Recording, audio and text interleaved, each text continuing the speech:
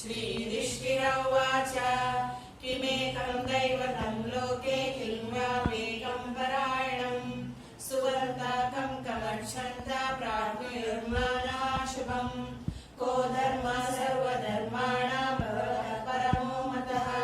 किं जपन्मुच्यते जन्तुर्जन्म संसारबन्धनात् श्रीविष्णुवाच जगत्प्रभुं देवदेवमनन्तं पुरुषोत्तमं सुवर्णाम सहस्रेण पुरुषः सततोदितः